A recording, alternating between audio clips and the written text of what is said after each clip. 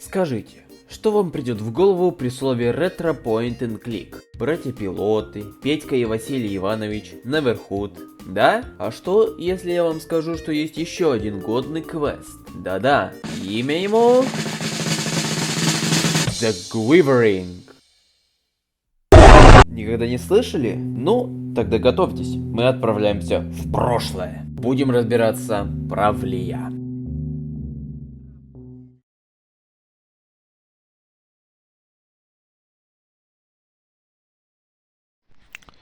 Итак, доброе утро. Что это там за говно? Так, что там за говно?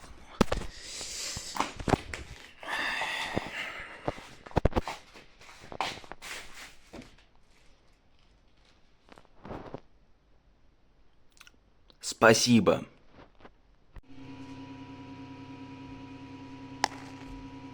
Ага, то есть ты еще и мою флешку спер, спасибо.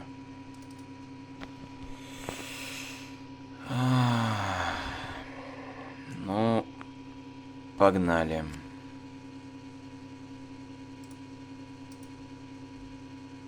Да ё-моё.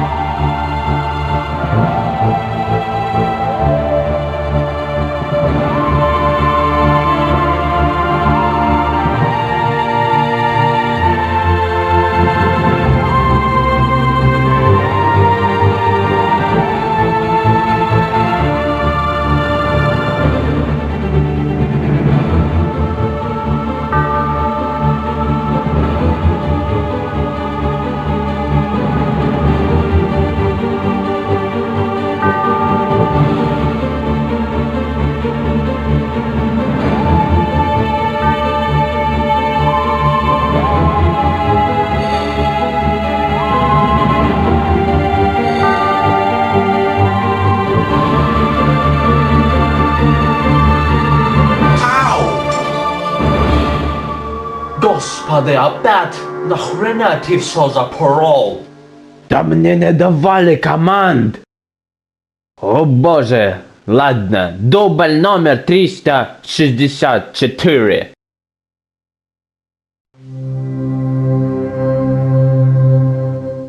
Если вам не интересна предыстория, дуйте в описании, там есть тайм-коды. Для начала отправимся в 1995 год и поговорим про студию разработчиков. Charybdis Limited. Это маленькая британская студия, основанная в предместьях старинного английского города Ноттингем на двух перестроенных фермах тремя чуваками – Эдди Смитом, Марком Хардисти и Джерри Своном. Они мечтали создать свою 3D-стратежку в реал-тайм, но в середине 90-х для этого нужна была команда и деньги, чем они не располагали. Поэтому они основали эту студию. Их заметило музыкальное издательство Hit and Run и дали немного денег. Таким образом, пацаны собрали команду из 15 человек, разработали свой собственный движок и в 1996 году под издательством Alternative Software выходит... SPAD! Это низкокачественный рождественский point and click с неплохо реализованной техникой Super Look Around a Vision. Это когда плоская картинка прокручивается бесконечно, создавая эффект трехмерности, но ужасно сделанным остальным. На ютубе, да и в принципе в интернете принято поливать игру говном. И не сказать, что я не согласен. Ужасное управление, вырвиглазная 3D графика, отбитые на голову головоломкой, причем в плохом смысле, и смертельно опасная музыка для ваших ушей.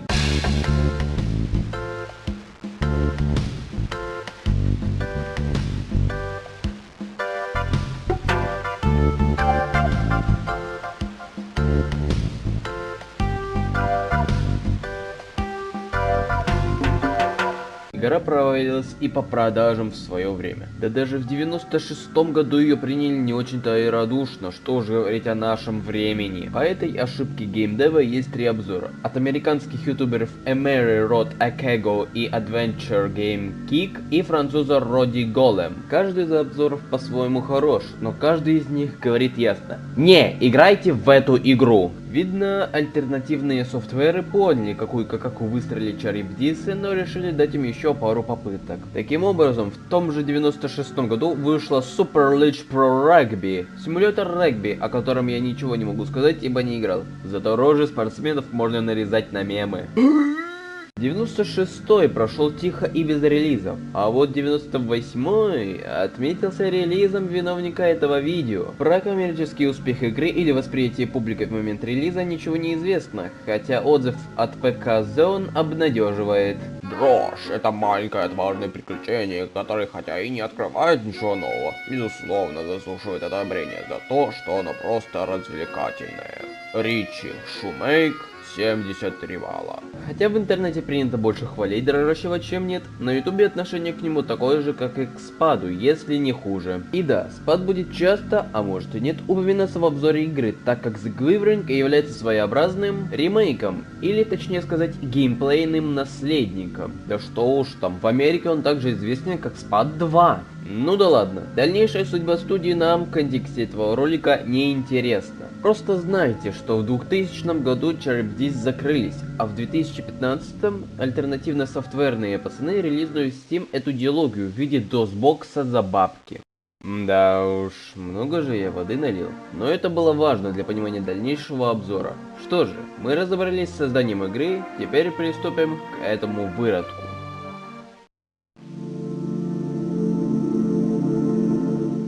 Ну что же, начнем с основы. Super Look Around a Vision технику оставили. Посередине экрана висит курсор, показывающий то, можно ли взаимодействовать с окружением. Передвигаться можно лишь нажатиями по зоне, что воспроизводит анимацию передвижения. Заходим в бар.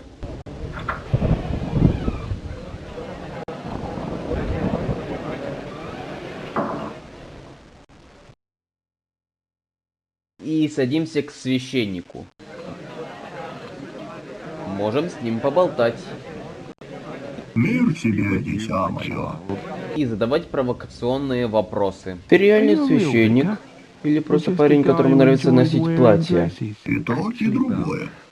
Но пока что он нам не нужен. Кстати, важная деталь. Мы не можем заново воспроизводить уже заданный вопрос. Это, конечно, реалистично, но неудобно, так как всегда лучше переубедиться и понять, что ты все правильно расслышал. Делать в таверне нам больше нечего, поэтому выходим на улицу и идем на запад.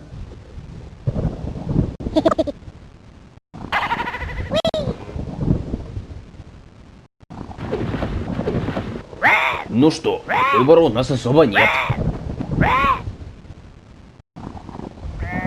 Дядя Франкенстамп. Знаешь, немного обидно, что меня так легко узнать в этой генетической мутации. Я получил твой сигнал бедствия. Я знаю, это ты. О, да ладно, я же Ворон. Ты же сказал, мы можем войти. Да, но у тебя есть еще время на... Как это так, дядя Франкенстам? Это не может быть ты, прежде чем мы отправимся надирать злые жопы. Да, ладно, но... О мой бог, нет. Что за жуткая мутация случилась с моим любимым дядей? Печально, но как есть. Так мы отправимся бить плохих ребят, или я уеду на следующем автобусе? Терпение.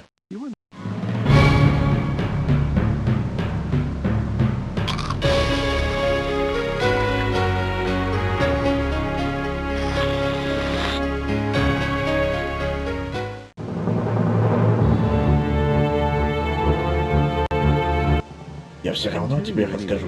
Всего несколько часов назад я проводил сверхсекретный эксперимент. Который раз, дядь? Это так обыденно. Тем не менее, это было весьма грандиозно. А вот это весьма необыденно. Дело всей моей жизни, наконец-то время пришло. Гор, мой дорогой, если вас это не смущает, ассистент. Да. О, хозяин.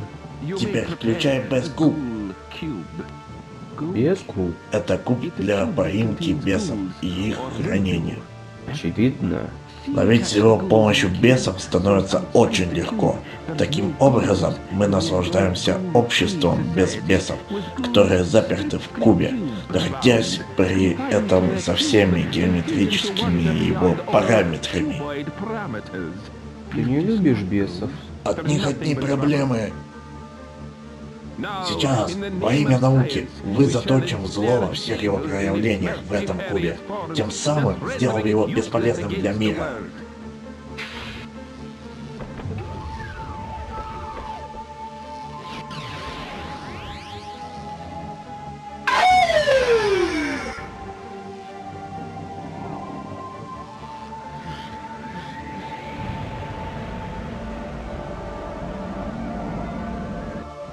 Бесы начали вылезать из своего измерения X, а потом все пошло не так. Ты еще не привык к этому? Тот, кто осмелится вступить на мои владения, испытает на себе мощь моего непобедимого проклятия. Слово в слово, именно то, чего я не хотел слышать. Ты безмозглый идиот, играющий с силами, которые уничтожают галактики, и даже не осознавающий этого. Ты будешь корчиться у моих ног, извиваться и дрожать от моего веселья, в которое ты сам меня втянул.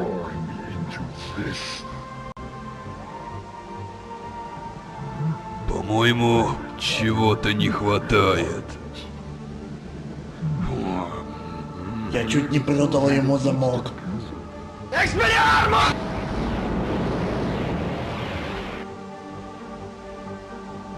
Это должно сделать вас покорнее, мне кажется.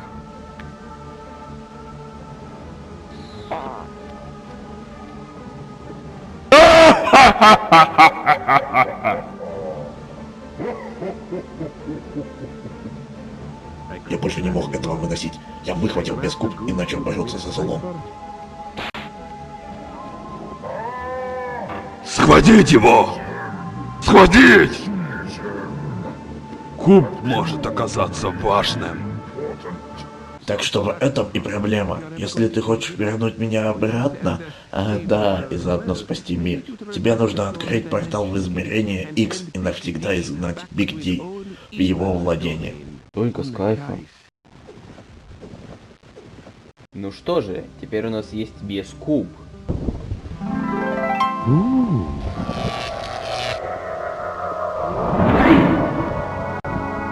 Это наш инвентарь. В нем мы также можем сохраняться, о чем позже, и хранить бесов. Да, бесы здесь это ресурс, причем очень важный, необходимый для решения некоторых головоломок. В спаде это были пушистые кролики и гномы, которые играли такую же роль, но собирались в самом начале игры. Здесь же бесы разбросаны по всей игре.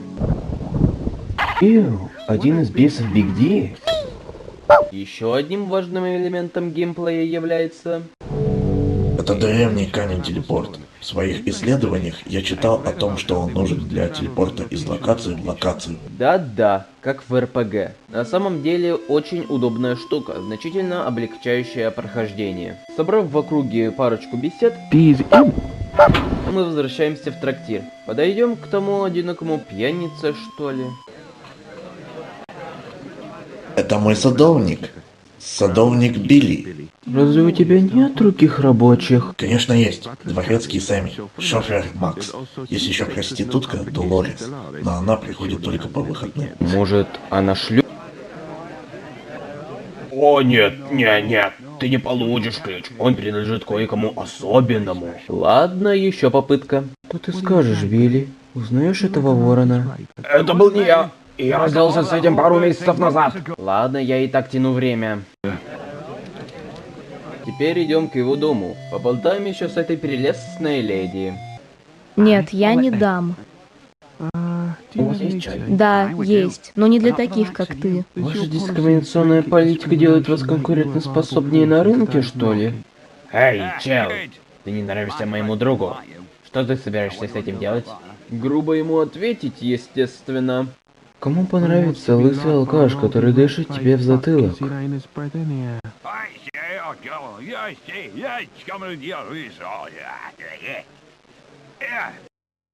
Ваша резкая реакция на мою оценку вашего социального статуса задевает мою внутреннюю чувствительность. Получай по роже, подонок! Христос мать! Аллилуйя! Господь мой пастырь! Будь рядом со мной, дитя мое. По-моему, что-то сказал про капусту. Цветную? А, кстати, у священника был стакан воды, заскочим к нему. Ах да, возьми немного воды. Спасибо, чел. Ну ладно, нам пора идти к дому Франкенстампа.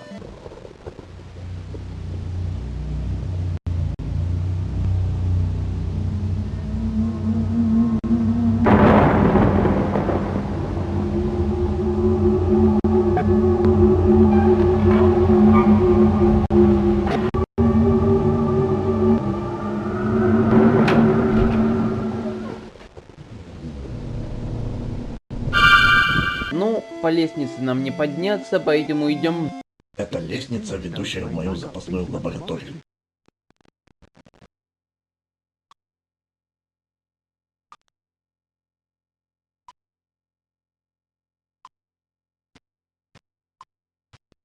Окей, перевоплощение многорукое хинтое говно. Рецепт моего противоядия готов.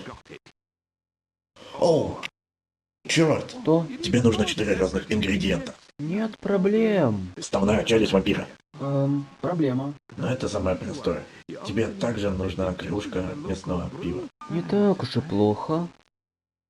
Подземный светящийся гриб. Мы могли бы его перекрасить в желтый и закопать на пару дней. Слишком смелое заявление для столь готических времен. Ну и напоследок. Оу.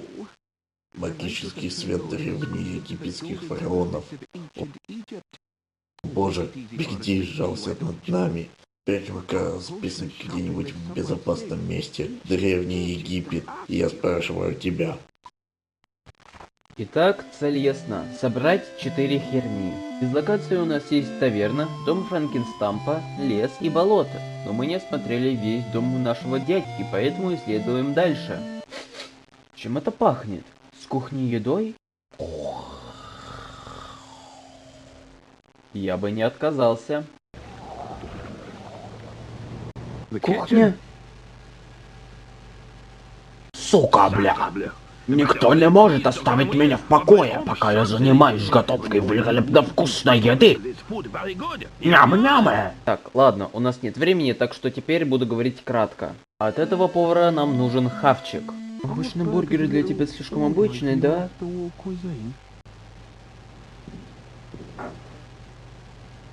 Я готовлю говядину со смородиной. Взять эти 2 бургера нельзя. Посему идем в другую часть дома. Там мы найдем зал с органом, к которому мы вернемся позже, и Ой, извините.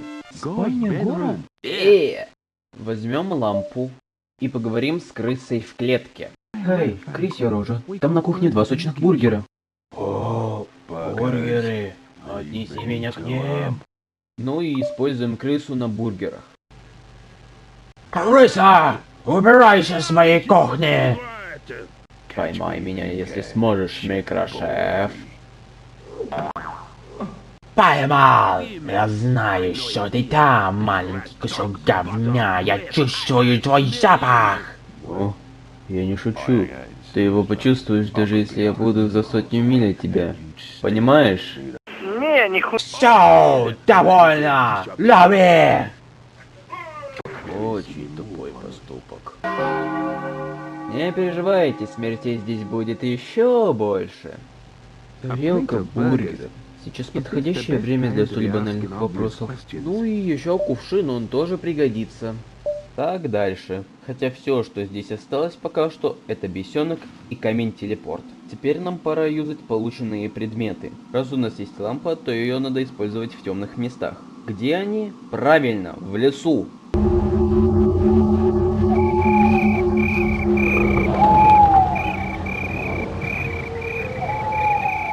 В лесу есть еще один камень-телепорт, ну и пара бесов. А также не самого надежного вида мост. Но нам надо на ту сторону, так что...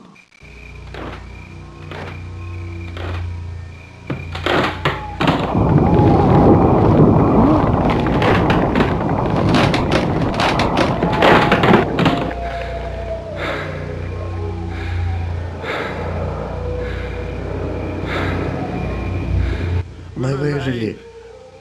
Выжили. Вырвались из цепи земля и камня. Ты умеешь летать. Все время забываю.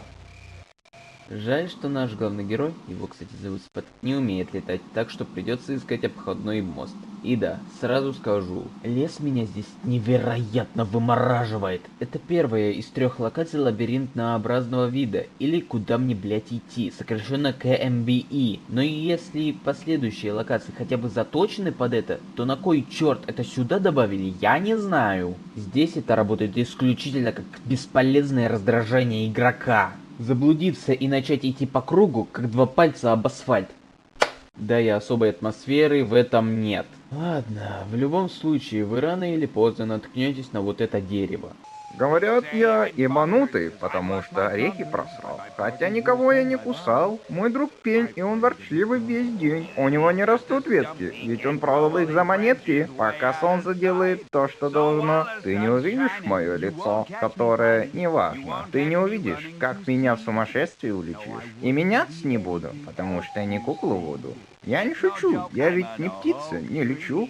Как ты, чувак? Как тебе этот мир? Разве это не чудное место с белочками и другими животными? От него пока что толку 0, так что продолжаем блуждать по лесу. Найдем мы также бесенка и зловещее дерево с топором во рту. Топор! Взять топор голыми руками, затея...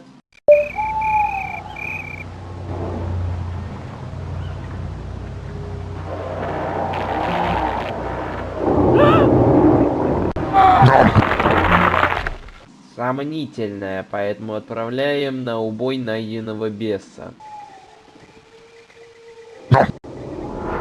Рука бесенка, застрявшая во рту злого дерева. Ну и последнее, что осталось, это хижина, явно отсылающая на кое-какой фильм ужасов. Люк, цепь закована, слава богу. К этому мы вернемся позже, а пока нам надо взять пылесос. Это все, что есть в этом доме. Выходим. Но можно зайти за дом. Там окажется сарай с заколоченной дверью. Вы уже поняли, что надо сделать, но не полностью. Спад... чувак особого сорта, потому что не может использовать топор. Для этого нам и понадобится бесенок. Сейчас покажу, как это делается. Готово. Юзаем.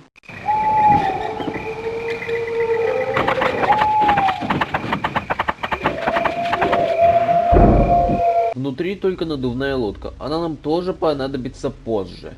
Ну, это все, что тут доступно. Осталось лишь решить, как перебраться обратно. И тут вы, наверное, догадались. Да-да.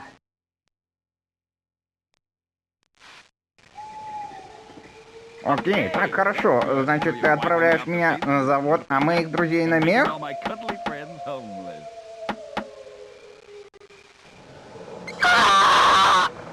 Ну вот нам и импровизированный мост.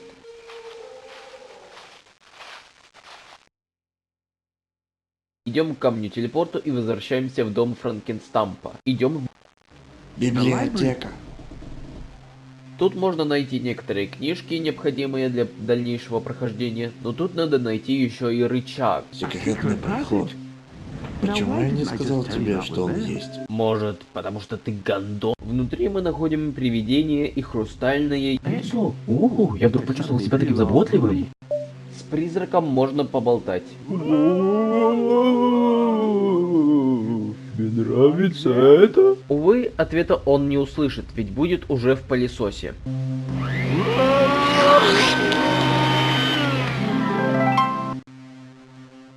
Маска Граучо Маркса. И на кого надо юзать маску? А это мы узнаем в зале с органом, ибо там очевидно кто-то играет.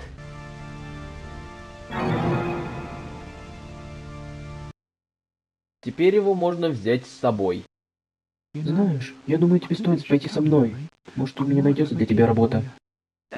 Ну тогда чего же мы ждем? Моя публика уже соскучилась. На этот раз нам пора возвращаться в таверну. Если заметили, там стоит сценка с маленьким органом. Но по пути лучше взять зомби-пистолет. Это мой верный зомби-пистолет. У него есть встроенный распознаватель зомби, что делает его рабочим только против зомби. Реально? Есть такая штука для распознавания зомбарей? Это не просто игра, и мы не ходим для того, чтобы ты стрелял во всех нужных для сюжета персонажей. Окей! А теперь заткнись. Берем бесенка-дровосека и ломаем стекло. Теперь у нас есть пушка, но пригодится она нам чуть позже. Все, теперь идем в таверну. Так, и зачем это было нужно? Сейчас объясню. Видите ли, музыкальный автомат рядом с Билли сломан, поэтому музыки не послушаешь. Теперь есть музыка. И что это дало, спросите вы? А вы обратите внимание на эту дверь. Если зайти в нее до того, как поставить призрака на орган. О, нет. Не для таких, как ты. А если после... Чик-бомбони, пацандре. В этом подвале есть противорастительная и бочка с пивасом. А это то, что нам нужно. Теперь валим отсюда. Но не спешим в лабораторию. У нас осталась вот эта обезьяна в клетке на переулке. Предложим ей бухнуть. Знаешь, я правда заслужил чего-то взамен. Ты можешь взять мои ключи от машины, просто дай мне выпить.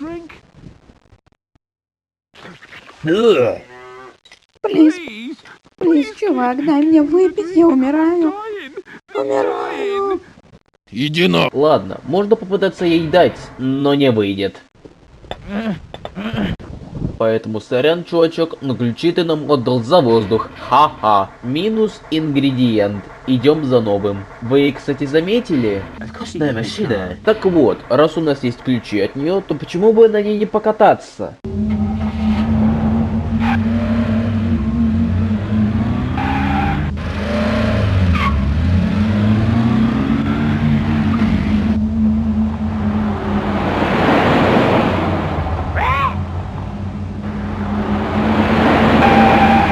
Вот мы и здесь, в нуарном отеле 30-х.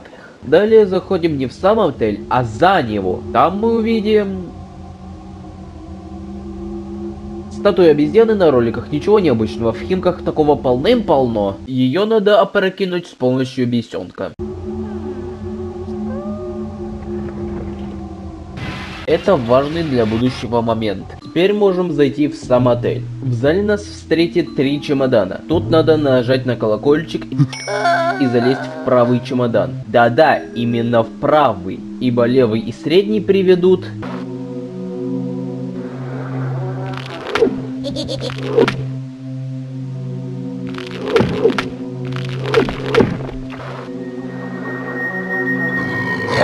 Теперь мы в номере. Берем... Это чесночная пицца. Совок? О-оу, пора валить.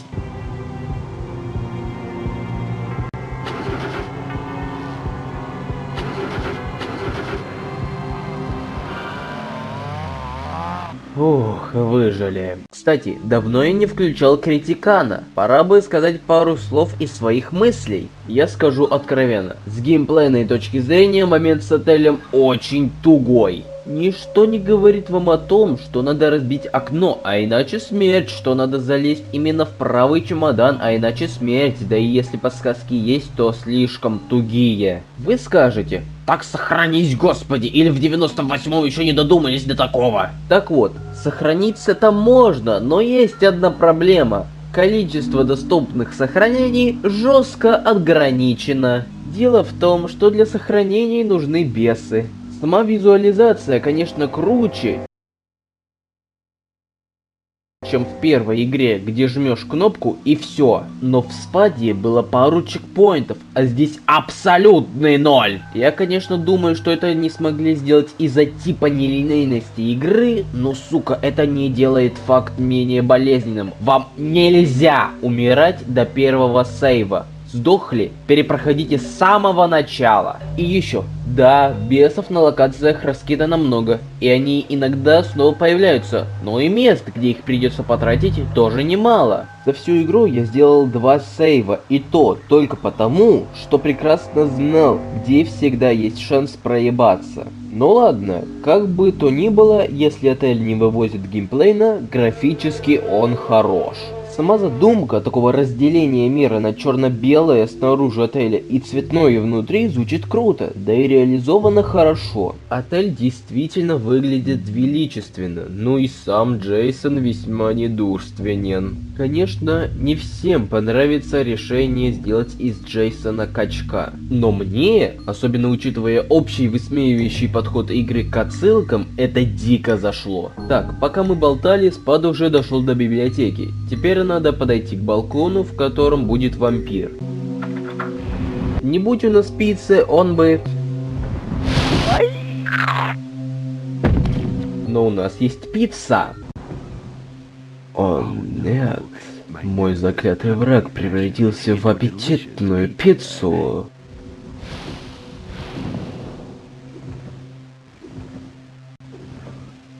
Теперь пора вернуться на задний двор. Там нас ждет сауна с зубастиком из ПВЗ. Пойди-ка, привет. Выглядишь круто, как всегда. Так еще маленькая и сочная. Похоже на корм для меня. Он сторожит набор сварщика. Пройти мимо не вариант.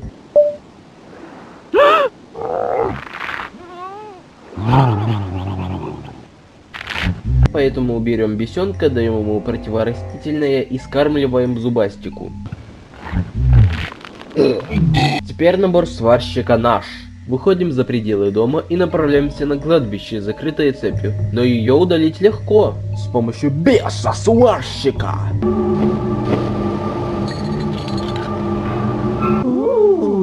Жутко. Это старючее кладбище. На самом кладбище надо быть аккуратным, ибо из-за любого гроба может выскочить скелет и... Нас интересуют 3 вещи. Статуя с флейтой, которую мы заберем, предпоследний камень-телепорт и склеп. В склепе мы найдем противогаз и комнату с гробом и столиком. На столик надо поставить стакан воды. Вставная челюсть вампира в стакане.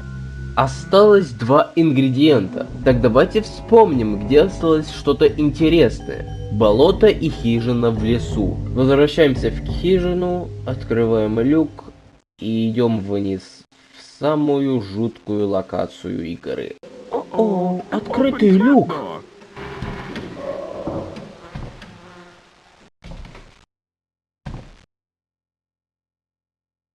Теперь мы в подвале. Темном. Тесном. На заднем плане будет завывать эмбиент, пока мы ждем опасности из каждого угла.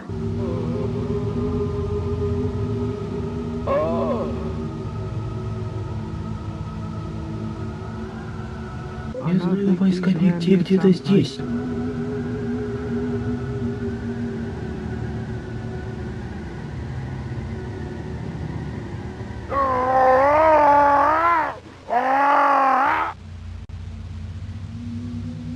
Зомби!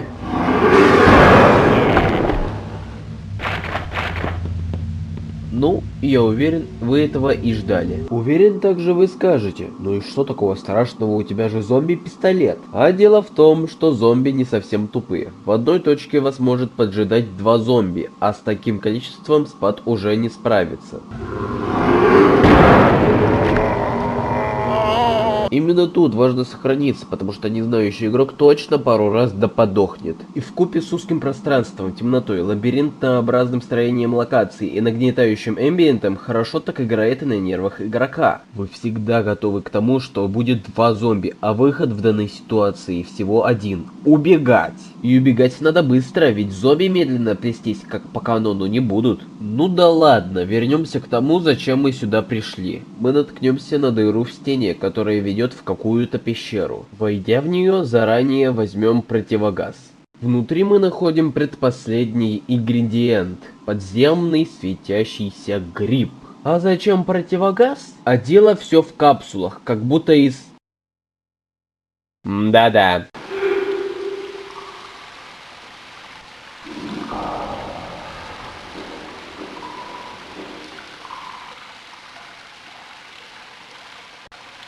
Кусочек подземного светящегося гриба. Теперь пора валить отсюда. Возвращаемся к выходу.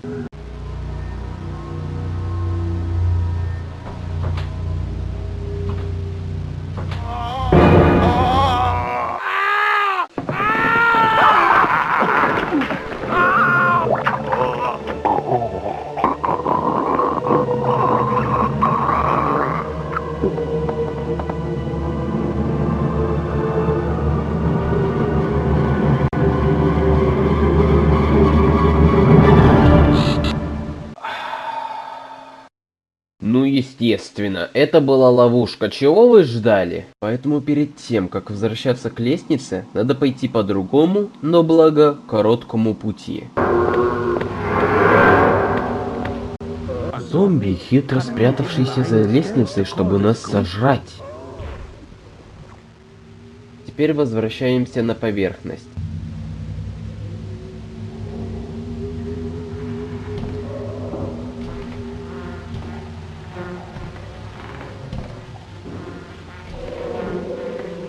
Все, теперь нам делать в лесу нечего, гудбай.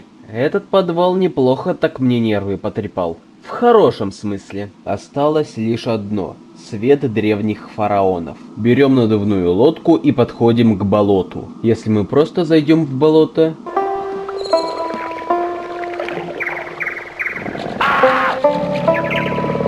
Поэтому сначала кладем лодку, сохраняемся и садимся в лодку, начиная новый стрессовый момент.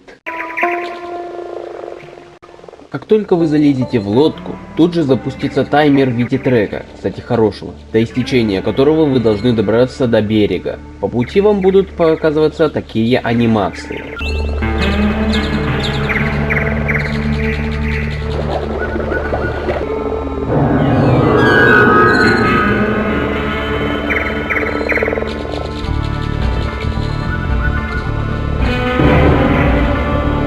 И если не успеете, то станете его обедом.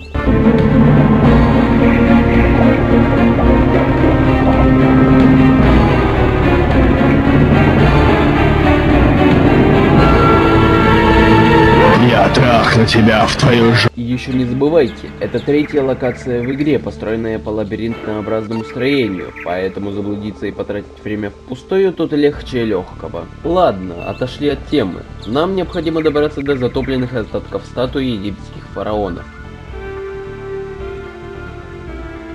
Там мы найдем последний камень-телепорт. Ну, все нужные вещи у нас есть. Вперед! Какая-то временная аномалия, возможно, созданная вмешательством демонов. Это здоровенная пирамида. Образование для тебя было чем-то бесполезным, не так ли? И да, нам надо только в пирамиду. Если зайдете в пустыню, заблудитесь, а потом упадете и откроете последнего персонажа в игре, с которым можно поболтать. Скелет козла. Должно быть, есть какая-то причина, по которой я застрял в этой части игры. Может быть, мне нравится быть вместе с тобой. Или я просто тяну время, чтоб ты сдох в этой пустыне.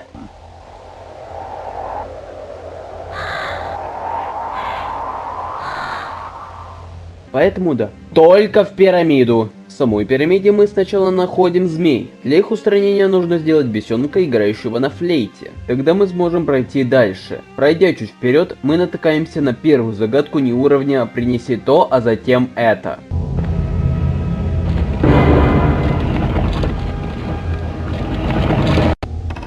Нам нужно смотреть на фигуры на колесе и выбирать правильные рычаги, а иначе сверху на нас будет спускаться потолок с шипами. Разгадку можно найти в библиотеке, но так как вернуться в нее мы не можем, а я дебилоид, то я сдался и просто решил пройти по видосу с ютуба. Да, это лениво очень.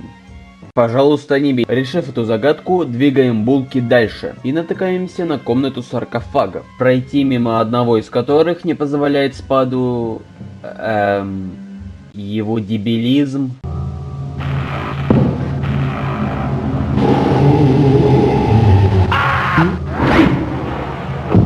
Чтобы пройти дальше, надо накормить бесенка бургерами и посадить его на гроб. Тогда мы сможем пройти дальше. Осталась последняя загадка. Вау, легендарный фонтан древних фараонов? Если мы просто покрутим рычаг, то свет древних фараонов просто сравняет пирамиду с землей. Поэтому надо правильно настроить зеркала, чтобы такого не допустить. Разгадка снова таки находится в библиотеке, но на этот раз мне лень туда идти, поэтому да-да. Правильно настроив зеркала, можем крутить рычаг.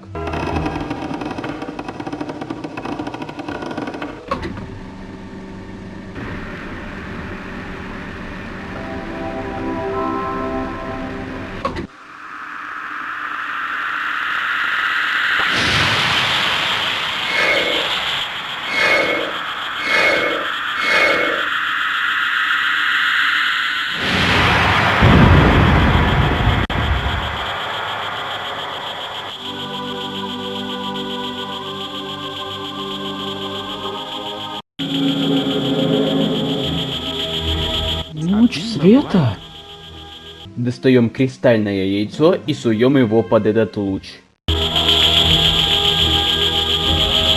Вот и все. У нас есть все 4. Вперед. Нельзя терять ни минуты. Возвращаем. Ну что, вперед! Теперь противоядие готово. Отдаем его гору на оценку.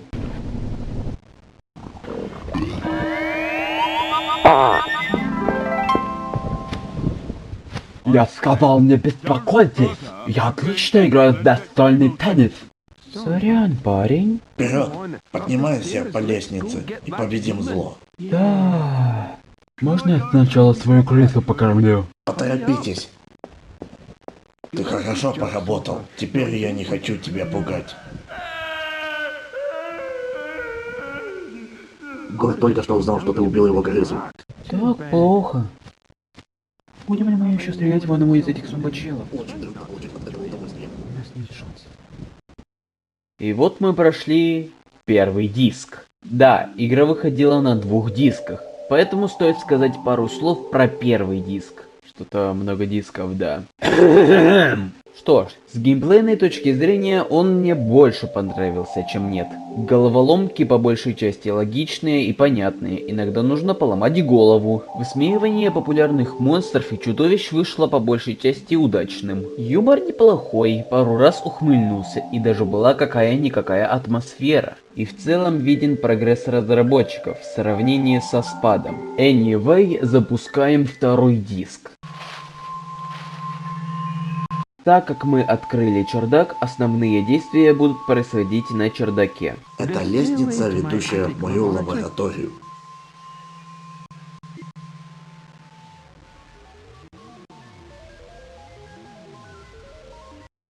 Теперь слушай, это единственный способ избавить мир от зла и вернуть меня к нормальной жизни. Боже, ненавижу так делать. Нужно заставить машину снова открыть портал в измерение X и обратить поток энергии зла вспять. Таким образом, всасывая мерзких существ и уничтожая их злодеяния. Как мне это сделать? Я не знаю. Я надеялся, что у тебя есть какая-нибудь идея. Что значит ты не знаешь? Я же птица. А чего ты, черт возьми, ожидал? Ну ты же ученый. Знаю. Но мой мозг захватила вся эта хрень. Все эти птичьи приколы. Квантовая физика, черви. Вот о чем я думаю, у меня появилась новая теория о червях. Но сейчас не время и не место. Значит, ты не можешь управлять этой машиной? Я не могу вспомнить, жив ли еще мой наставник доктор Фернандлис. Он изобрел эту машину. Он никогда не жрал червей. Он тот, кто нам нужен. Тот, кто нам нужен. Теперь у нас есть зомби-машина, механизм, который вставит в монстра мозг, и тот превратится в кого-то, выполнив определенные действия.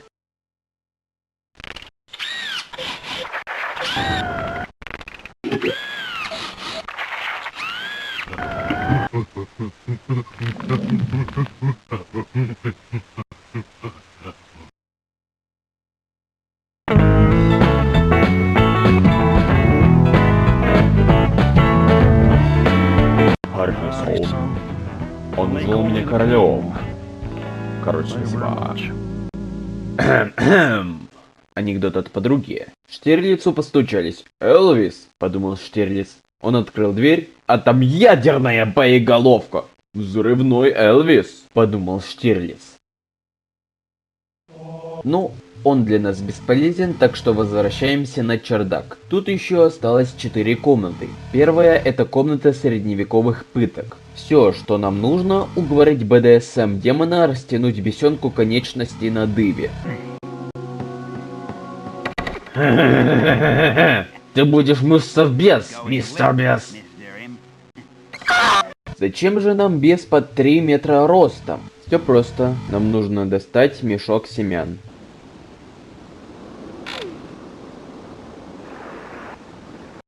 Маленький бутон тыквы. Маленькая тыква. Тыква. Тыква. Дыня. Возвращаемся на чердак и идем во вторую комнату. Комнату с мужиком без башки, но с пакетом мозгов, где обмениваем тыкву на мозги. Осталось найти 3-й мозг. Для этого посетим 2 другие комнаты. Спальню с оборотнем и столовую. В столовой есть дворецкий зомбарь, который не даст нам блюда из-за нашего неподобающего внешнего вида. В спальне же есть шкаф с галстуком. И не задерживайтесь, потому что если за окном сойдут тучи...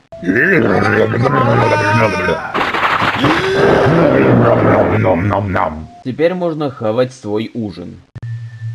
Это мозг. Вообще-то, сэр, это блан-манже. Ну все, пора заканчивать с этой игрой. Запускаем второй мозг.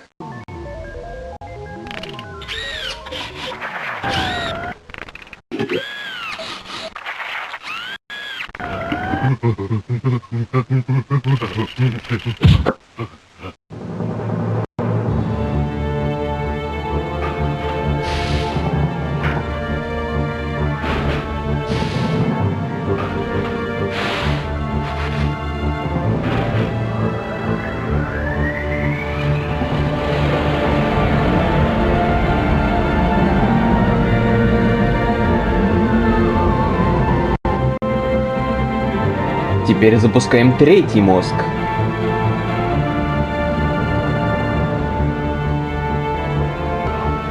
Еще раз изменили какие-то параметры. Чтоб мой неудержимый гнев обрушился на вас. Жалких людишек. И стер вас с лица земли. Но я буду счастлив.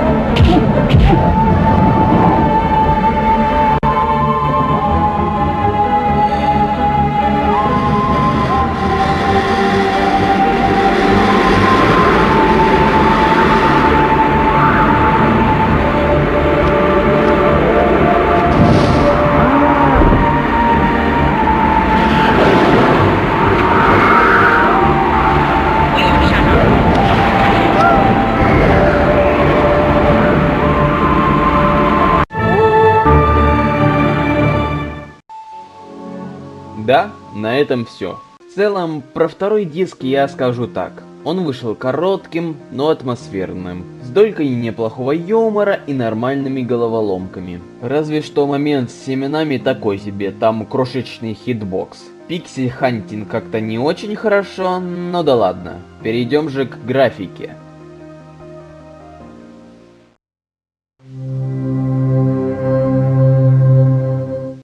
Говоря про визуал, нельзя не отметить очевидный рост разработчиков, сравнивая с первой игрой. Модельки, анимации, иконки, эффекты. И я бы сказал, что визуал не имеет изъян, как я это обычно и делаю. Но есть один нюанс.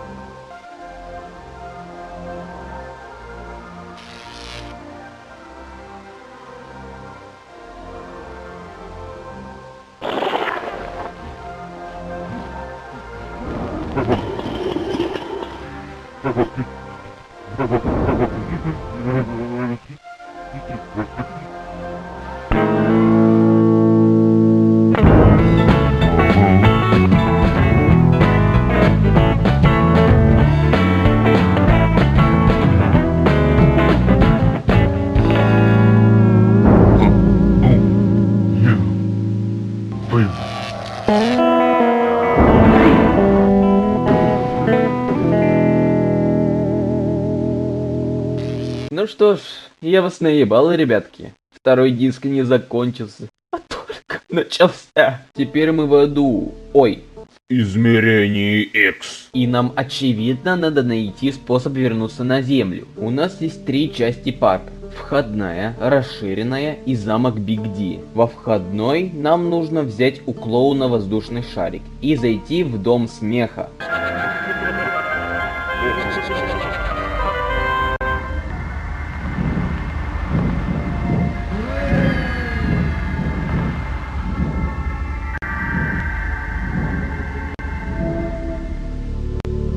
Надо подойти к задней левой части комнаты и взять гаечный ключ.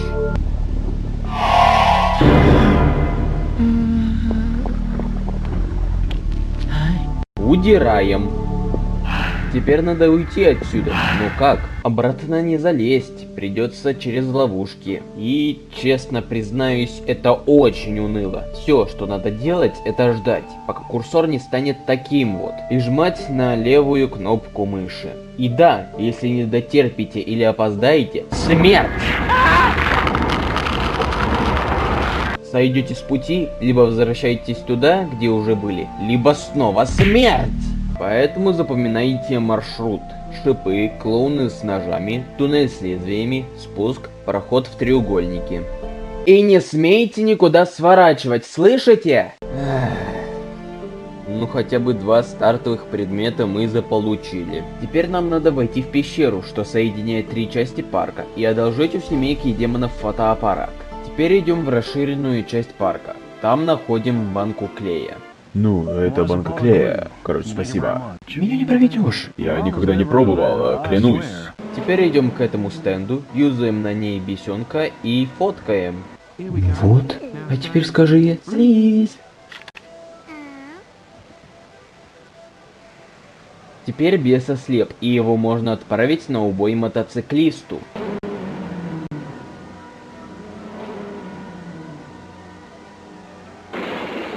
За это мы получим шлем. Ну и далее подходим к костяному казино-автомату. С помощью этого автомата мы должны набрать бесов, так как их нигде больше не достать, и жетонов, чтобы в машине-хваталке достать магнит. Если после катки на всех 3 линиях не вышло одинакового значка, можно покрутить столбики случайное количество раз. Вы скажете, ну и что ж такого? А я вам скажу. Единственный источник бесов, напоминаю, жизненно необходимого ресурса, обладает 3 способами умереть. Дорогие разработчики, я уверен, это видео вы никогда не посмотрите, но у меня все же есть один вопрос. О чем вы думали? И да, топор заполучить нельзя, он тут чисто так, чтобы вы думали, что он нужен. Ну ладно, набрав достаточное количество жетонов и бесов, идем к машине-хваталке и забираем магнит.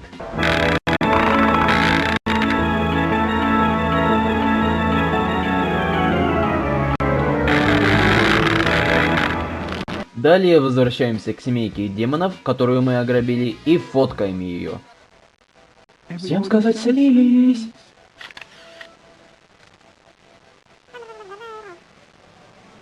Так, теперь идем в замок Биг Ди.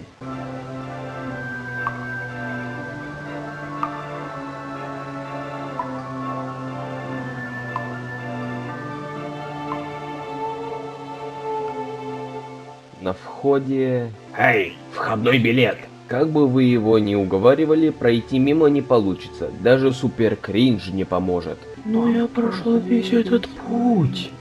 Правила есть правила. Но даже Дороти.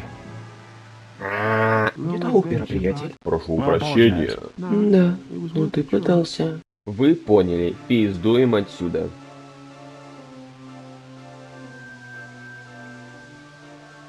Нам нужен билет. Билет можно выиграть в тире, а для тира нужна пушка, а пушки у нас нет.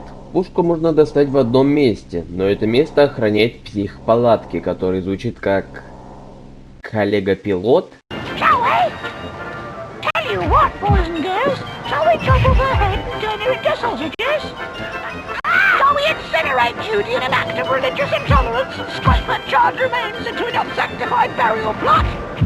Попробуйте ключом.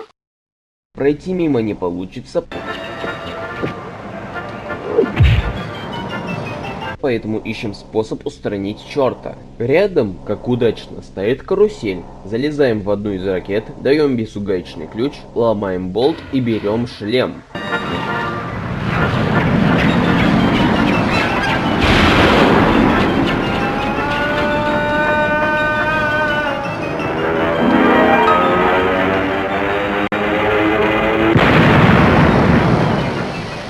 Теперь можно пройти дальше, в призрачную поездку на вагонетке.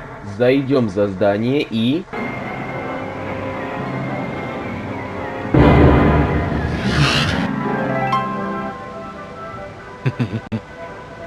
Теперь вы поняли, куда нам надо. Для этого надо прокатиться по всему зданию и изучить его.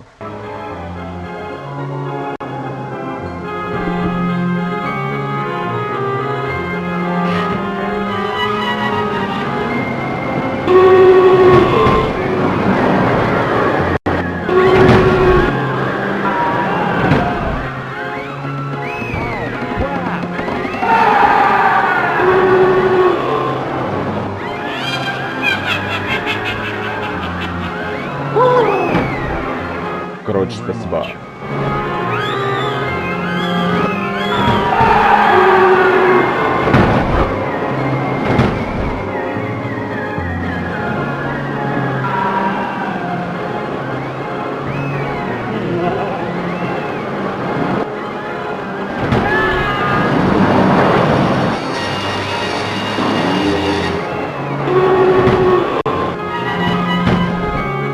По-моему, я обоссался. Короче, спасибо.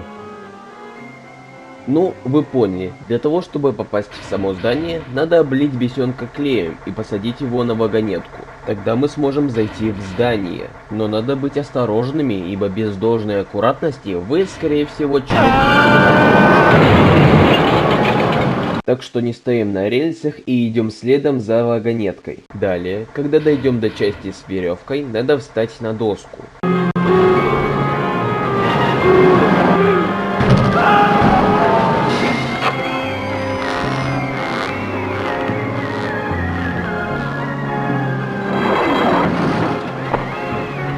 Теперь заходим внутрь. Дверь открыть мы не можем, зато можем взять набор инструментов. Ну и валим отсюда. Продолжая путь за вагонеткой, мы дойдем до последней точки. Спрятаться вот здесь нельзя, ибо нас попилят, что поначалу кажется ничем таким, но если вы куда-то пойдете...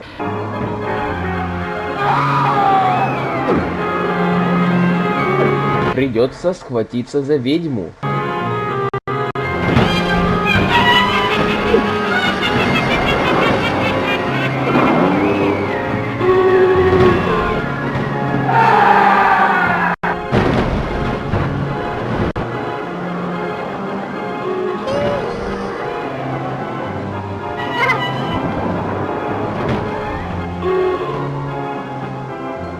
Теперь у нас есть набор инструментов. Что нам с ним делать? А для этого надо вернуться в расширенную часть парка. Там находятся американские горки, но сломанные.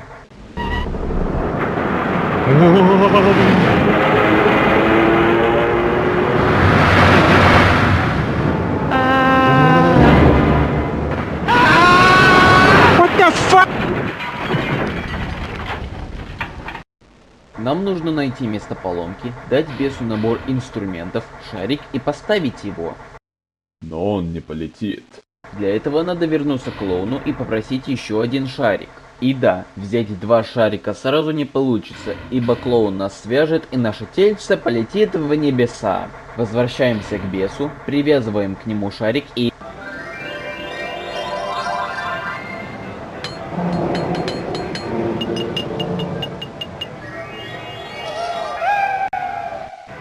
теперь можно прокатиться. Пока мы будем кататься, мы наткнемся на черта с ключами, которые с помощью магнита мы спокойно достаем.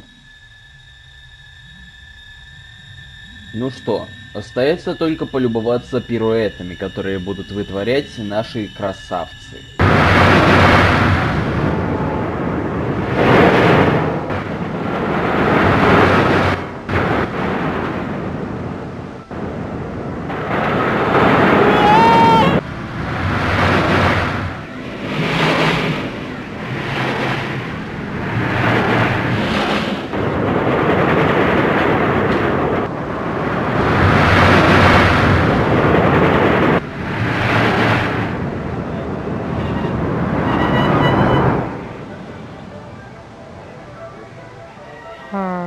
Теперь возвращаемся во входную часть. Проделываем весь этот путь заново, открываем дверь и... 9-миллиметровый пистолет-пулемет с инфракрасным прицелом. Снова проделываем весь этот путь, идем в расширенную часть и стреляем в теле.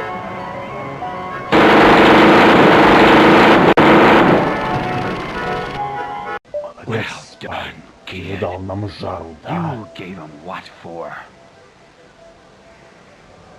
Ну что, вот он, финал. Благодарю, сэр, и хорошего вам дня. Идем.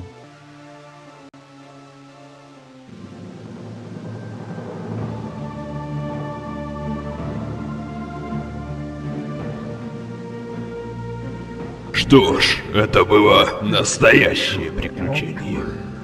Да ладно, Боб. Эта игра слишком мала для нас двоих. Мы с тобой как две горошины в строчке. Нам обоим нравится уметь играть чужой, но ты больной, извращенный сукин сын, пытающийся захватить чужой мир. Хочешь сказать, это имело смысл? Возможно. Но не путай суть вопроса. Это все, Бигди. Тут либо ты, либо я. На моей территории. Это я. Сауна. Дружище, скажи что-нибудь.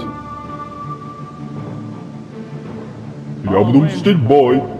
Окей, Бигди, теперь мы 1 на 1. И пытайся повторить то же самое, что и с моим другом, потому что я король. Я надрал твою жопу в тот раз и повторю это прямо сейчас.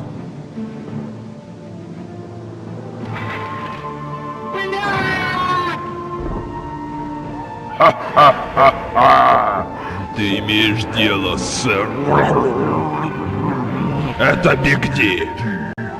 Никто!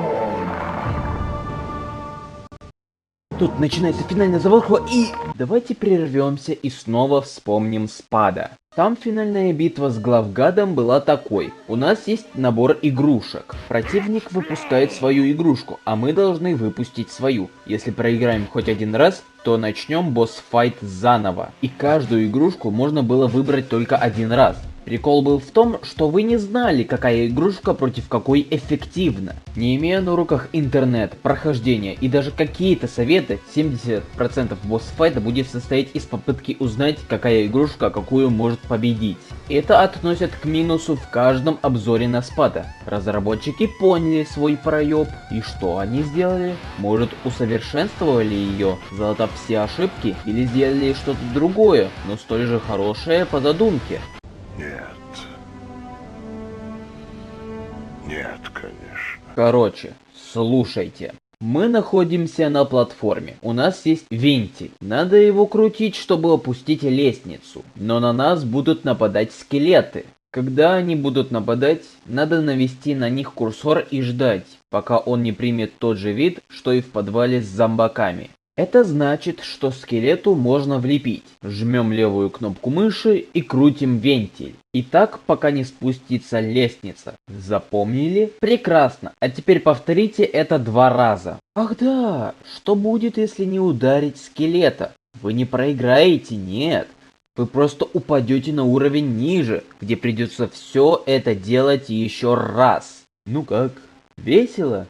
Весело проходить одно и то же, только с видоизменяющимися противниками. Мне вот нихуя! Здесь нет вызова, здесь нет сложностей, здесь нет веселья! И да, какого хуя смерть нам грозит только на самой нижней платформе? Нет, спасибо, что сжалились над игроком. Но до этого каждая ошибка игрока, даже если игра никоим образом не намекала на смертельный исход его решения, каралась смертью.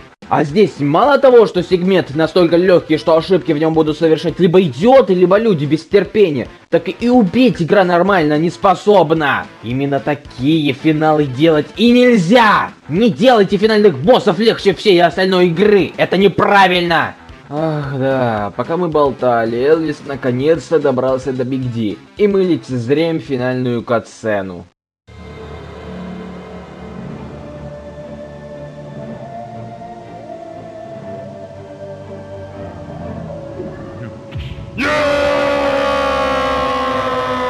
Проиграл большой парень.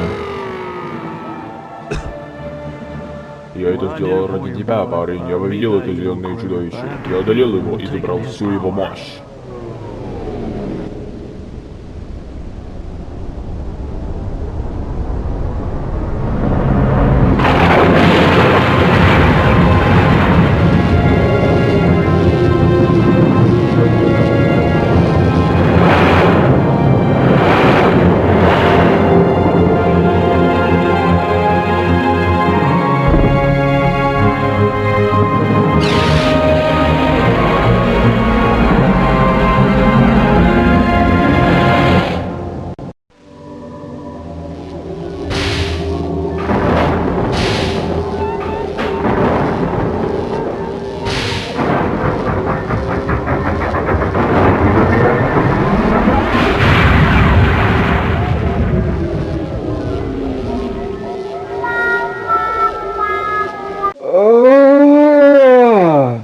Что могу сказать? Второй диск? Это пиздец. Поначалу все было неплохо. Игра держала планку первого диска. Но стоит попасть в измерение X, как игра медленно, но верно начнет скатываться. Высмеивающий настрой игры сменится на каменно-рожую серьезность уровня Невского. Головоломки откатились чуть ли не до уровня спада. Некоторые очевиднее решения примера 1-1, но зачастую они совсем нечестные. Тот же момент с американскими горками. Откуда я должен был знать, что надо взять 2 шарика, если до этого за попытку взять второй шарик игра меня убивала? Геймплей в доме смеха и в здании призрачной поездки — это тупое жди момента, когда надо идти. Это невероятно уныло! Кому вообще показалось это хорошей идеей? Ну а финал... Это C-Zip. Это упрощенный в 1000 раз вариант подвала зомби. Только если там подобный геймплей работал за счет атмосферы, клаустрофобии и страха нападения другого зомби, то здесь нет ни первого, ни второго, ни третьего. От этого геймплей скатился в полнейшее говно. Но. И тем не менее, во втором диске все же есть пару улучшений по сравнению с первым, но о них мы поговорим дальше. Тут видео обрывается, так что дальше продолжим как обычно. Говоря про визуал, нельзя не отметить очевидный рост разработчиков, сравнивая с первой игрой. Модельки, анимации, иконки, эффекты. И я бы сказал, что визуал не имеет изъян, как я это обычно и делаю. Но есть один нюанс. Второй диск скатился не только геймплейно, но и графически. Вследствие этого мы можем найти всякие ошибки, которые видны с первого-второго раза. Их не очень много, но когда замечаешь, становится как-то немного неприятно. Но все же, графика приятная и не режет глаз.